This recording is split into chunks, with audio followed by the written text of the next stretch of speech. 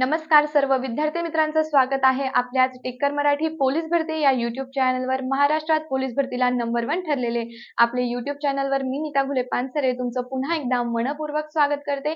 आजचं लेक्चर अत्यंत महत्त्वाचं असणार आहे अशा विद्यार्थ्यांसाठी जे वनरक्षक भरतीची तयारी करत आहेत। सो वनरक्षक भरतीची रॅपिड फायर बॅचचं आजचं आपलं असणार आहे डेमो लेक्चर।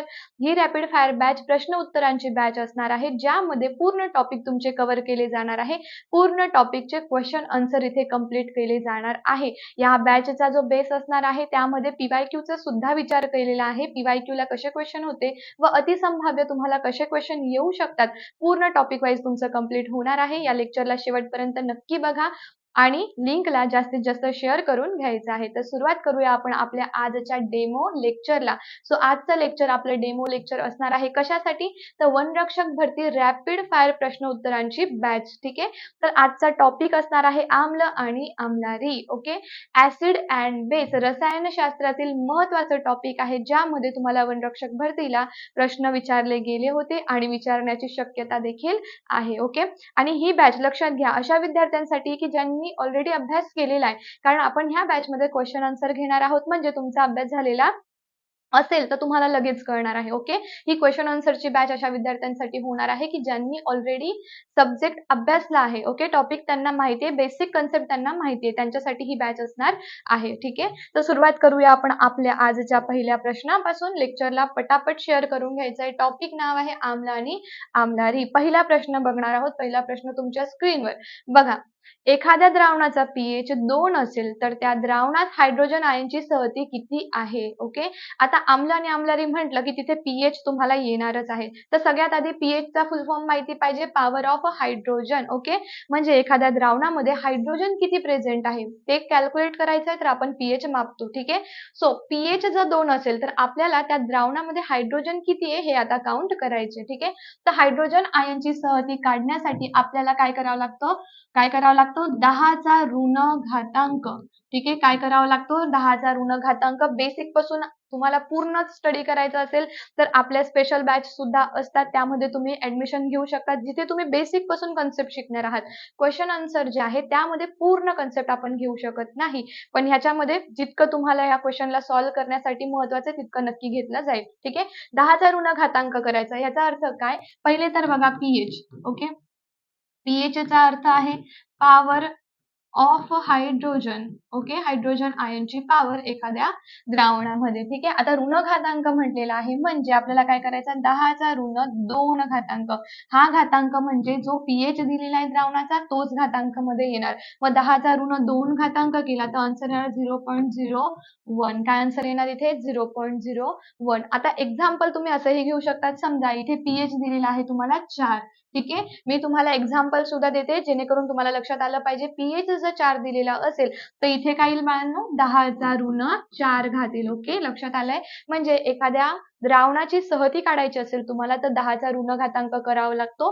हे तुम्ही आपल्या नोटबुक मध्ये लिहून घ्यायचंय। तुम्ही डेमो लेक्चरला बसलेले आहात तर तुमच्याकडे तुमची वही आणि तुमचा पेन असायला हवा। ठीक आहे, तर 10 चा ऋण 4 घातांक केल्यानंतर आन्सर येणार 0.001।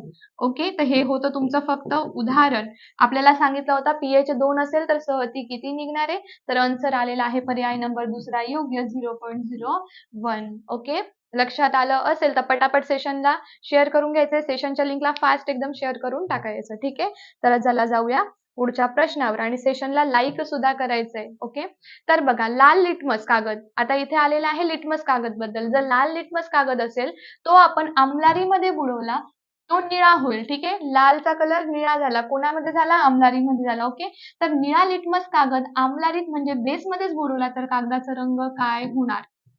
ठीक आहे, मी तुम्हाला जसं म्हटलेलं आहे की तुम्हाला बेसिक कन्सेप्ट क्लिअर कराव्या लागणार आहे या बॅच साठी किंवा या क्वेश्चन साठी। ठीक आहे, तर लाल लिटमस कागद आहे त्याला पण आपण बेसमध्येच बुडवत आहोत, म्हणजे आम्लारीमध्ये बुडवलं। ओके, घेतला लाल लिटमस, बुडवलं कशामध्ये, आम्लारीमध्ये। आम्लारीचा पीएच किती असतो, 7.1 पासून 14 पर्यंत पीएच व्हॅल्यू आहे। ओके, लालचा कलर आम्लारी मध्ये झाला निळा। ओके, मग आता आपण काय केलं, लिटमस कागदला चेंज करून टाकलं. ओके, आता लिटमस कागद घेतला निळ्या कलरचा, निळा लिटमस कागद पुन्हा बुडवला कशामध्ये, त्यांनी पुन्हा बुडवला आम्लारीज मध्ये. ठीक आहे, आम्लारीला काय म्हटलं जातं, बेस म्हटलं जातं, अल्कली म्हटलं जातं. देन बेसचा पीएच सेम टू सेम राहणार आहे. निळाच लिटमस आहे तर तो आम्लारीमध्ये निळाच राहील. काय होईल, तो निळाच राहील, यामध्ये कुठलाही बदल होणार नाही. म्हणून पर्याय नंबर कितवा योग्य येईल आपला, लक्ष द्यायचंय व्यवस्थित. पर्याय नंबर येईल दुसरा योग्य. ज्यांना आन्सर माहिती असतील त्यांनी कमेंट करून आन्सर देण्याचा प्रयत्न करा. प्रत्येक प्रश्नाचा आन्सर देण्याचा प्रयत्न केला तर तुम्ही व्यवस्थित लेक्चर म्हणजे व्यवस्थित क्वेश्चन सॉल्व्ह करू शकतात. ठीक आहे, आणि जसं मी पहिलेच म्हटलीये, वही पेन तुमचा घेऊन बसायचा आहे. इथे तुमच्या कन्सेप्ट सुद्धा क्लिअर होतील जर तुम्ही फोकस असाल तर, तुमचा फोकस पूर्ण लेक्चरवर असेल तर. ठीक आहे, निळा लिटमस होता आम्लारीमध्ये बुडवला, निळाच राहिला. लाल लिटमस होता आम्लारीमध्ये बुडवला, निळा झाला. याचा अर्थ काय होतो की जर आम्लारीमध्ये तुम्ही लिटमस कागद कुठलाही बुडवत असाल तरी सुद्धा कलर निळाच होणार आहे. क्लिअर आहे. त्याच्याच सोबत समजा तुम्ही जसा विचार केला, तुम्ही घेतला लाल लिटमस कागद. ठीक आहे, आता तुम्हाला बघा लाल लिटमस घेतला. ठीक आहे, बुडवला कशामध्ये, आम्लामध्ये.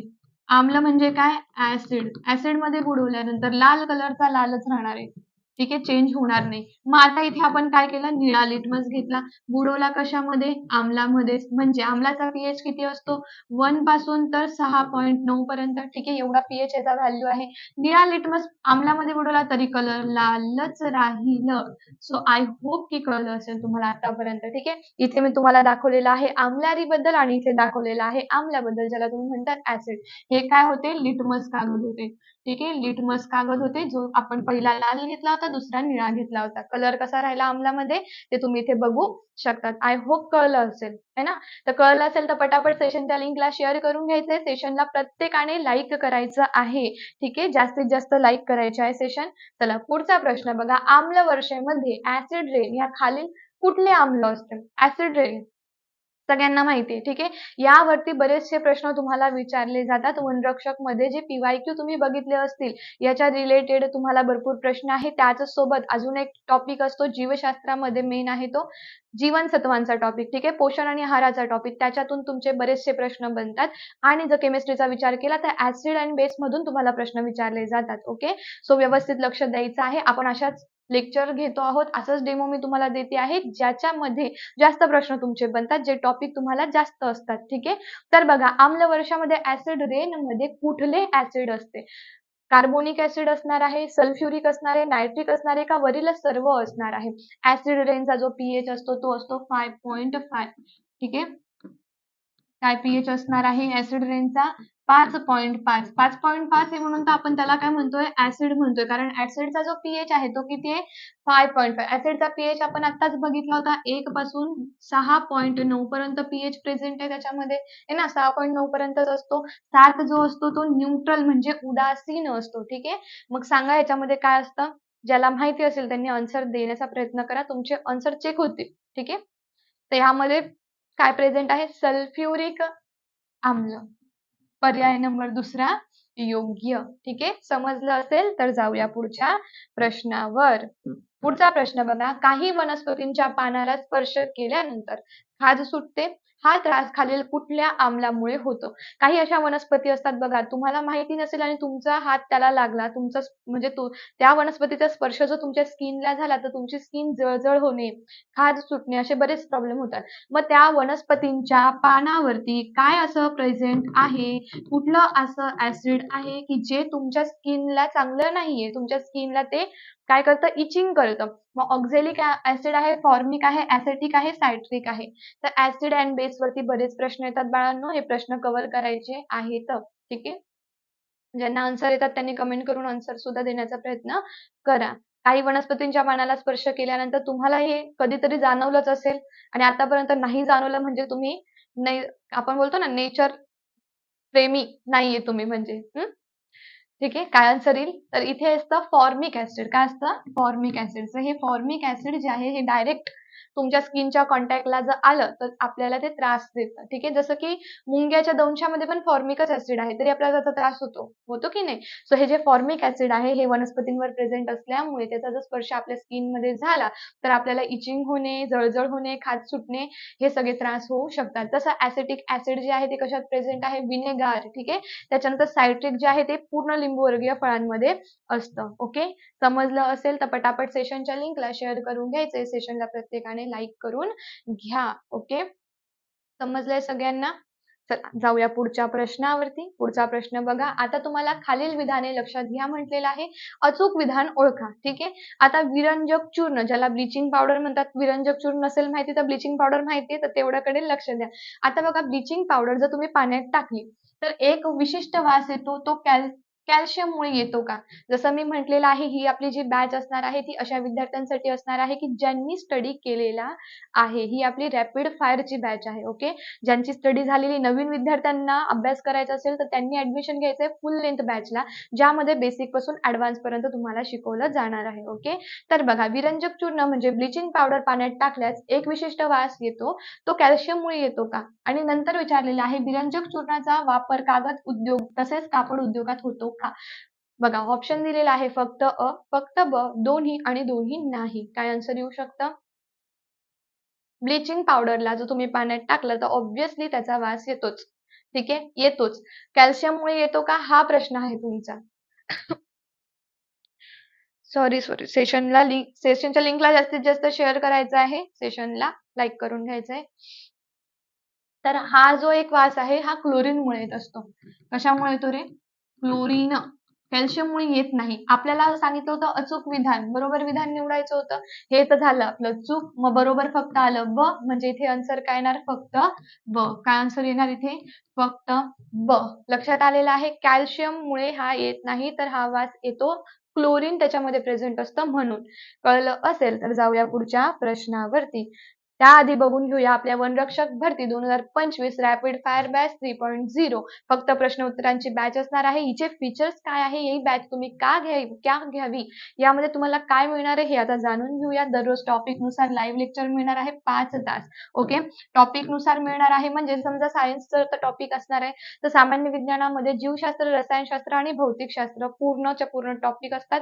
त्या टॉपिक मध्ये सब टॉपिक असतात. ओके. तर त्या प्रत्येक टॉपिकचे क्वेश्चन इथे कंप्लीट केले जाणार आहे. ठीक आहे. त्यानंतर सर्व टॉपिक 2023 आणि 24च्या प्रश्नपत्रिकेच्या बदलत्या स्वरूपानुसार. सो आता तुम्हाला कुठलं स्वरूप बदलून आलेलं आहे, आयोगाने काय बदल केलेला आहे, काय चेंजेस आहे, याच्यानुसार क्वेश्चन तुमचे बदललेले आहेत. ठीक आहे. बेसिक टू ऍडव्हान्स प्रश्न उत्तरे इथे असणार आहे, म्हणजे बेसिक पासून तर ऍडव्हान्स लेवल पर्यंत, जोपर्यंत आयोग ज्या लेवल पर्यंत तुम्हाला विचारू शकतो त्या लेवल पर्यंत प्रश्न उत्तरे इथे तुमचे घेतले जातील. प्रत्येक टॉपिक वरती 30 प्लस प्रश्न उत्तरे तुम्हाला मिळणार आहे. ठीक आहे. प्रत्येकाने प्रत्येक टॉपिकचे 30 प्लस क्वेश्चन आन्सर तुमचे इथे होणार आहे. ठीक आहे. नंतर रेकॉर्डेड लेक्चर तुम्ही 6 महिन्यांपर्यंत बघू शकतात. टॉपिक नुसार तुम्हाला पीडीएफ अवेलेबल असतील. विषयानुसार ई बुक 10 ई बुक मिळणारे, 5 तुम्हाला विषय आहे. प्रत्येक विषयाचे 2 ई बुक म्हणजे एक सब्जेक्टिव्ह अँड ऑब्जेक्टिव्ह हे ई बुक तुम्हाला इथे मिळून जातील. ओके. दररोज टॉपिक नुसार एमसीक्यू, ठीक आहे, एमसीक्यू पण मिळतील आपल्या ऍपमध्ये. नंतर 20 प्लस ऑनलाईन सराव प्रश्नपत्रिका संच, ते पण उत्तरासकट ऑल महाराष्ट्र रँकिंगचे मिळणार आहे. म्हणजे तुमचा एकदम कम्प्लीट स्टडी इथे घेतला जाणार आहे, पूर्ण कम्प्लीट स्टडी. ओके. जितकंही टॉपिक आजपर्यंत केलेले आहे तेवढे आपल्याला येतातच आहे का? ठीक आहे. त्याच्यामध्ये काही गडबड असेल तर परत फुल लेंथ बॅच करायची, परत अभ्यास करा. ठीक आहे. पण तुमचा इथे कम्प्लीट स्टडी होऊन जाणार. टॉपिक मध्ये काय प्रश्न येतात आणि आपण कितीपर्यंत तो टॉपिक अभ्यासलाय हे तुम्हाला या बॅच लावल्यानंतर लगेचच कळणार आहे. ठीक आहे. तर लवकरात लवकर बॅचला ऍडमिशन घ्यायचंय. बॅचची प्राइस किती असणार आहे ते आपण पुढे बघूया. ओके. चला जाऊया पुढच्या प्रश्नावरती. पुढचा प्रश्न बघा, खालील विधाने लक्षात घ्या. आता फिनेल्फ्थॅलीन, आता हा सुद्धा पीएच इंडिकेटर आहे. ओके. नाही तर तुम्ही म्हणाल मॅडम आम्हाला तर क्वेश्चन कळलाच नाही. तर क्वेश्चन कळण्यासाठी मी म्हटलं होतं की बेसिक कन्सेप्ट क्लिअर असल्या पाहिजे, आणि त्या कधी क्लिअर होतील, जेव्हा तुम्ही फुल लेंथ अभ्यास करणार आहात तेव्हाच होणार आहे. ओके. हे प्रश्न बऱ्याच वेळेस विचारले गेलेले आहे. पोलीस भरती आणि वनरक्षक भरती. ठीक आहे. यामध्ये असं काही नाहीये की सामान्य विज्ञान चेंज झालेलं आहे, पोलीस भरतीला वेगळं तर वनरक्षकला वेगळंच येणार आहे. मग खूपच वेगवेगळे प्रश्न झाले तसं नाहीये. सिलॅबस सारखं आहे, प्रश्न उत्तरांची लेव्हल कमी किंवा जास्त इथे होऊ शकते. ठीक आहे. तर फिनोल्फथॅलीन हा सुद्धा एक पीएच इंडिकेटर आहे. ठीक आहे. म्हणजे काय, की हा आपल्याला ऍसिड किंवा बेस मधला फरक जाणवून देतो कलर चेंज करून. ओके. मग फिनोल्फथॅलीन हा एक सिंथेटिक इंडिकेटर आहे. फिनोल्फथॅलीन सोबत आम्ल म्हणजे जे ऍसिड आहे ते गुलाबी रंगात रूपांतरित होईल. म्हणजे तुम्ही जर फिनोल्फथॅलीनला ऍसिड मध्ये टाकलं तर त्याचा कलर चेंज होऊन काय होईल, पिंक होईल. ओके. नंतर आता तुम्हाला हे दोन विधाने त्यांनी दिली. एक तर हा सिंथेटिक इंडिकेटर आहे. ओके. आणि दुसरा म्हणजे हा ऍसिड मध्ये पिंक होतो. आता ह्याच्यापैकी तुम्हाला अचूक नाही असे विधान ओळखायचे आहे. अचूक म्हणजे बरोबर नाहीये. बरोबर नाही असं विधान कोणतं येईल, तर मी तो पहिलेच तुम्हाला बोलली होती की फिनोल्फथॅलीन हा काय आहे, इंडिकेटर आहे. ठीक आहे. आता अचूक नाही म्हणजे बरोबर नाहीये, म्हणजे विधान कोणतं निवडायचंय, चूक. तर हे बघा, प्रश्नांना तुम्ही नीट वाचलं ना तर खूप गोष्टी तुमच्या तिथे सॉल्व्ह होतात. प्रश्न न वाचता उत्तर देणारे आपल्याकडे भरपूर आहे. ओके. तर पहिले प्रश्न समजून घ्या. अचूक नाहीये, अचूकचा अर्थ होतो बरोबर, बरोबर नाहीचा अर्थ होतो चुकीचं. तर चुकीचं विधान तुम्हाला ओळखायचंय. ओके. तर विधान काय येणार बरं चुकीचं?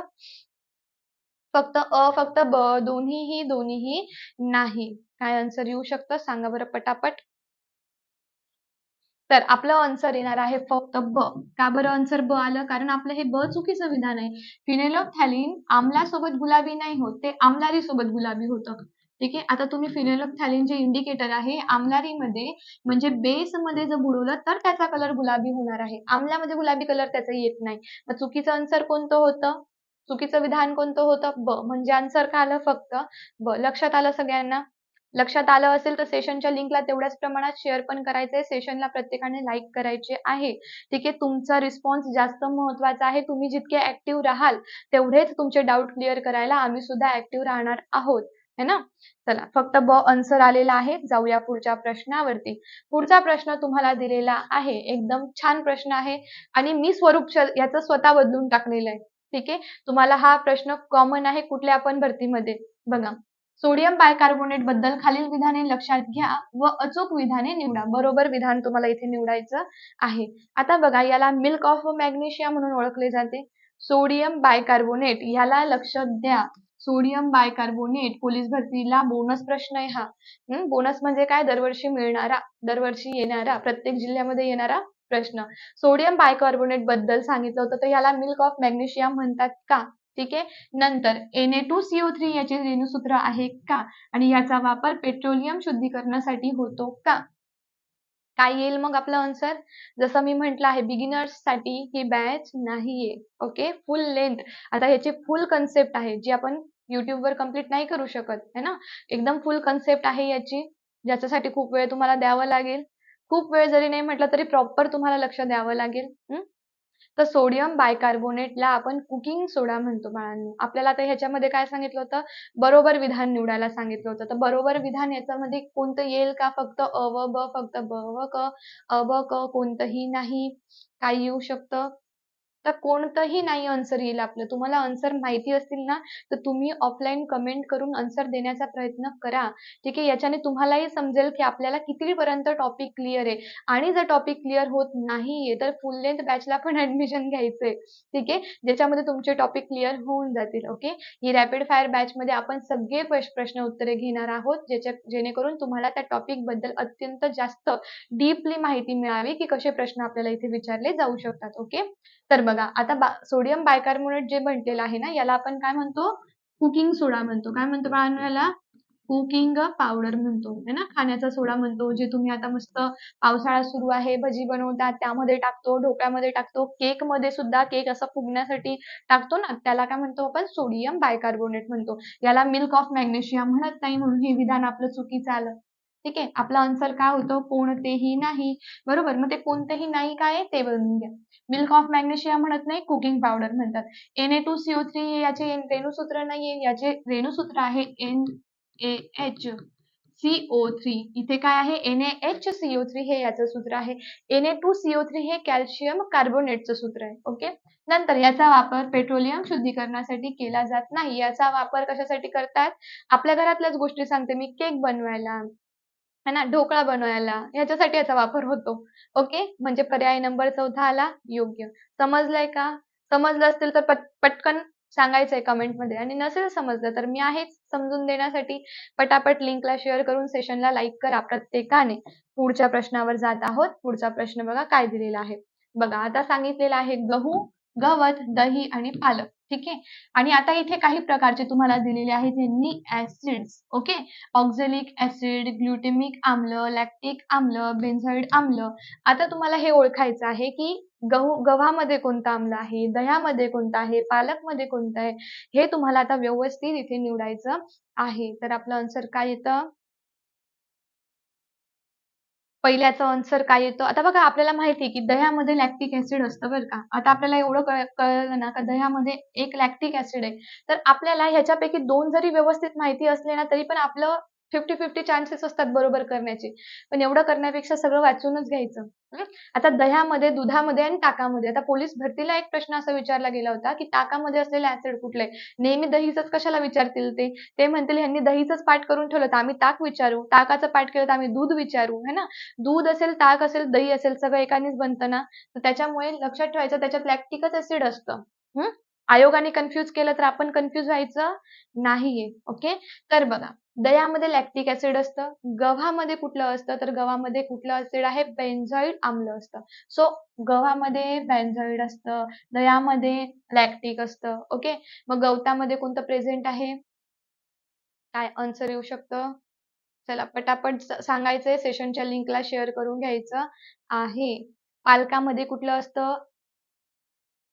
ऑक्झॅलिक आम्ल असतं. ओके.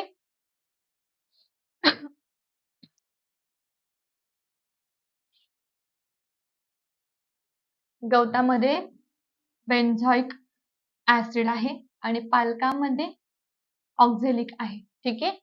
समजताय सगळ्यांना? कुठला पर्याय येईल मग? पर्याय नंबर कोणता योग्य येईल? चला पटापट. गवतामध्ये ग्लुटेमिक ऍसिड असतं. ठीक आहे. तर प्रत्येकाने मला कमेंट करून सांगायचंय पर्याय नंबर कितवा योग्य येईल. ठीक आहे. पहिल्याचं आन्सर काय येणार आहे? चला पटापट आन्सर करायचं आहे. ह्याबद्दल तुम्ही मला प्रत्येकाने सांगायचं आहे. खूप सोपा प्रश्न आहे. वनरक्षकला 2 वेळेस आलेला प्रश्न आहे. ठीक आहे. कसा आला? पहिले तर त्यांचा प्रश्न होता दह्यावरचा की दह्यामध्ये कोणतं ऍसिड असतं. नंतर प्रश्न होता त्याचा गव्हावरचा. ठीक आहे. हे 2 मी न्यू टाकलेले. त्याच्यामुळे तुम्ही मला आन्सर द्यायचं आहे. ओके. सगळ्यांनी इथे आन्सर करण्याचा प्रयत्न करायचा आहे. ऑफलाईन मध्ये तुमचे आन्सर प्रत्येकाचे दिसले पाहिजे. ओके. चला जाऊया पुढच्या प्रश्नावर. नाहीतर लास्टला आहेच मी आन्सर सांगायला. बघा लिटमस हा नैसर्गिक दर्शक खालील कुठल्या सजीवापासून मिळतो? लिटमस कागद जो आहे तो नैसर्गिक दर्शक आहे. म्हणजे काय आहे? तो पीएच इंडिकेटर आहे. कशापासून मिळतो हा? कुठल्या जीवापासून मिळणार आहे? जीवाणू, विषाणू, लायकेन, मायकोप्लाझ्मा. कोण आहे जो लायकेनला लिटमसला बनवतो आहे? काय आन्सर येईल? पर्याय नंबर कितवा योग्य येणार आहे? ज्याला आन्सर माहिती आहे त्यांनी कमेंटमध्ये आन्सर द्या. सेशनला जास्तीत जास्त शेअर करा. सेशनच्या लिंकला शेअर करायचं आहे. सेशनला प्रत्येकाचे लाईक पाहिजे जेवढे प्रेझेंट आहे. ओके. आन्सर काय येणार आहे? लायकेन. लायकेन पासून लिटमस हा बनत असतो. ठीक आहे. पर्याय नंबर तिसरा योग्य. लिटमस कागद नैसर्गिक दर्शक आहे. पीएच इंडिकेटर आहे. ऍसिड अँड बेस मधला फरक आपल्याला समजण्यासाठी भरपूर प्रयोगशाळेमध्ये याचा उपयोग केला जातो. ठीक आहे. जीवाणू. जीवाणू एक प्रकारचे तुम्ही त्याला मृत म्हणजे व्हायरस म्हणू शकता जे आतापर्यंत सजीव आहे की मृत आहे हे डिफाईन केलेलं नाहीये. विषाणू.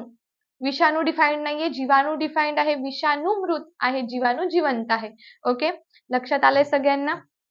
तर जाऊया पुढच्या प्रश्नावर. बघा तुम्हाला जीवाणू आणि विषाणूवरनं पण बरेच प्रश्न येतील वनरक्षक मध्ये तर करून ठेवायचे की जीवाणूजन्य आजार कोणता आहे? विषाणूजन्य आजार कुठला आहे? नाहीतर कधी कधी फक्त आजार विचारतील जसं की रेबीज. रेबीज कशाने होतो? जीवाणूने की विषाणूने? सांगा कमेंटमध्ये.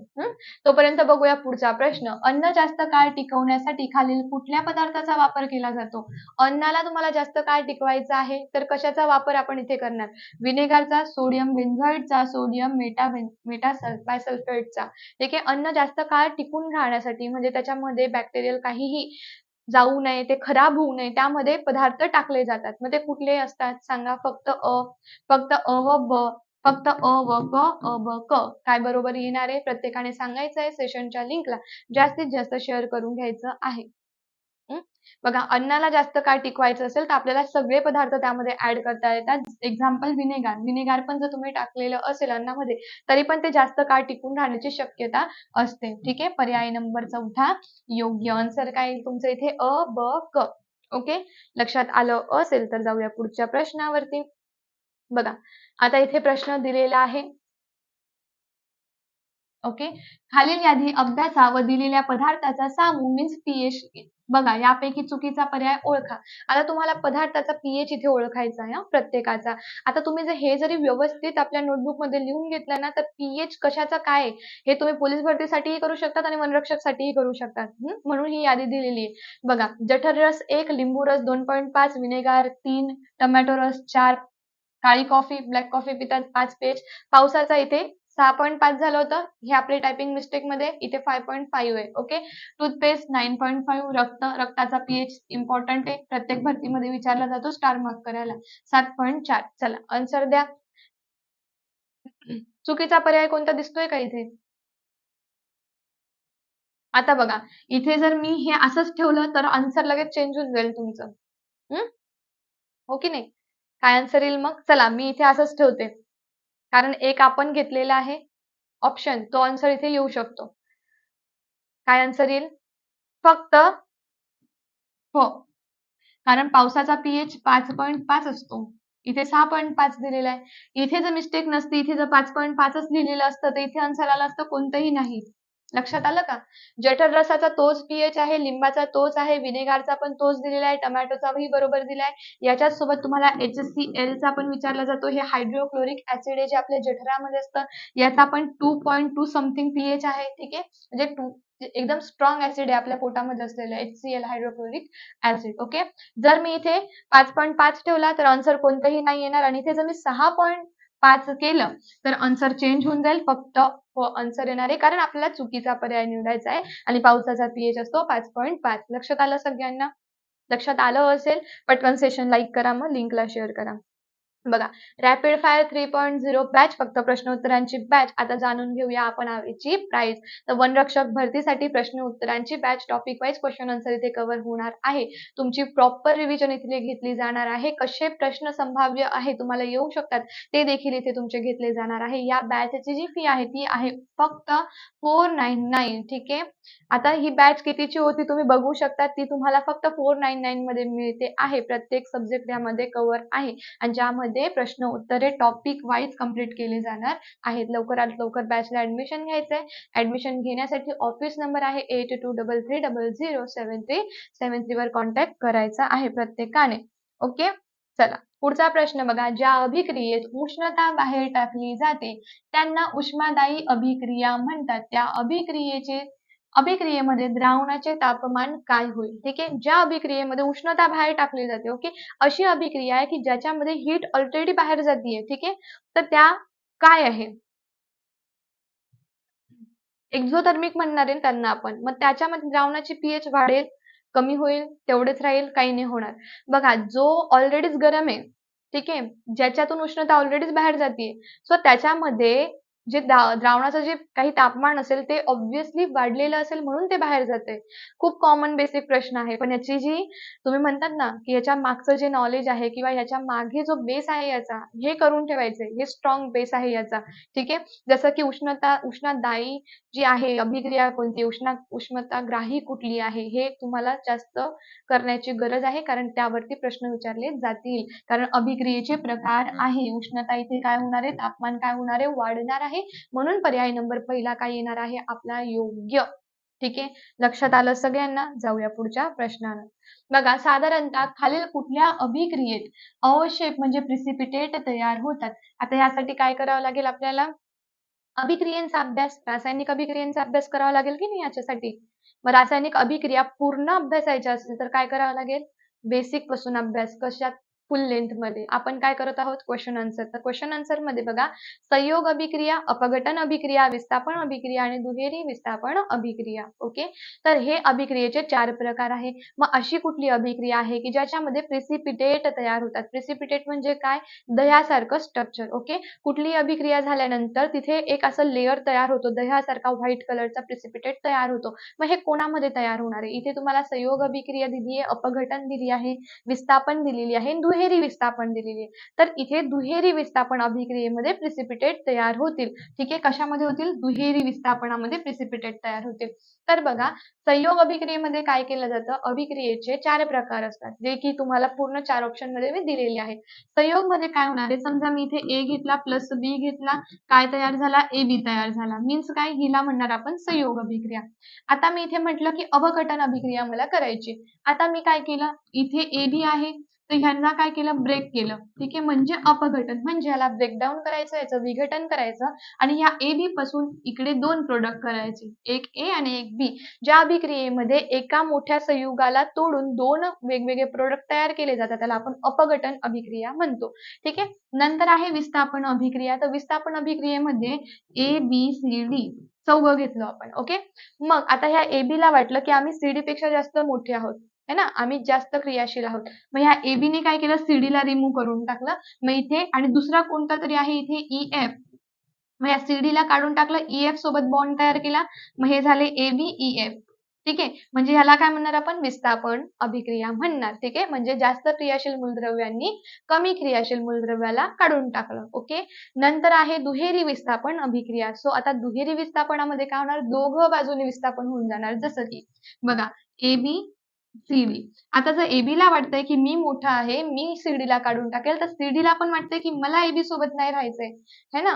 म्हणजे काय झालं, दोघं साईडने विस्थापन झालं. म्हणजे ए बी ने काय केलं, ई एफ सोबत बॉन्ड केला आणि इकडे आपण घेऊया एस एन घेऊ आपण इथे.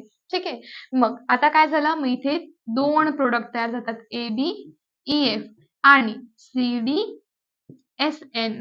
ओके, म्हणजे हा एक प्रोडक्ट, हा एक प्रोडक्ट, म्हणजे दोघं साईडनं विस्थापन झाले आणि ह्या विस्थापन होत असताना इथे काय झालं, प्रिसिपिटेट तयार झाले. म्हणजे प्रिसिपिटेट म्हणजे दह्यासारखं स्ट्रक्चर कुठे तयार झालं, दुहेरी विस्थापन अभिक्रियेमध्ये झालं.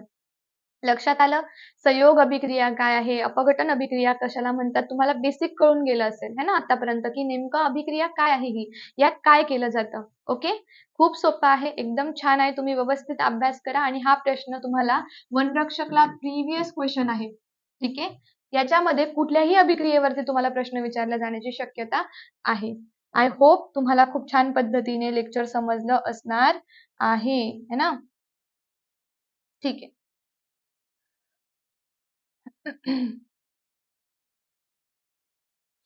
चला पुढचा प्रश्न बघा, सिमेंटचे औद्योगिक पातळीवर उत्पादन करताना, ठीक आहे, आता किती दिलंय त्यांनी, 1000 डिग्री सेल्सिअस पेक्षा जास्त तापमानाला कॅल्शियम कार्बोनेटचे काय केले जाते. आता सिमेंट आपल्याला तयार करायचं. ओके, मग आता हे तयार करत असताना त्यांनी काय केलेलं आहे, याला तापवलेलं आहे. तापवून काय केलं, एकदम बघा हीट किती दिली त्याला, 1000 डिग्री सेल्सिअस तापमानाला कॅल्शियम कार्बोनेटला काय तयार केलं त्यांनी, तर याच्यामध्ये कॅल्शियम कार्बोनेटचं त्यांनी केलेलं आहे अपघटन. ठीक आहे, कॅल्शियम कार्बोनेटला अपघटन करून त्यांनी काय तयार केलं, सिमेंट औद्योगिक पातळीवर उत्पादन करताना बघा 1000 डिग्री सेल्सिअस पेक्षा जास्त तापमानाला कॅल्शियम कार्बोनेटचे काय केले जाते, अपघटन केले जाते. ठीक आहे, म्हणजे एकापासून 2 प्रोडक्ट तयार करणे.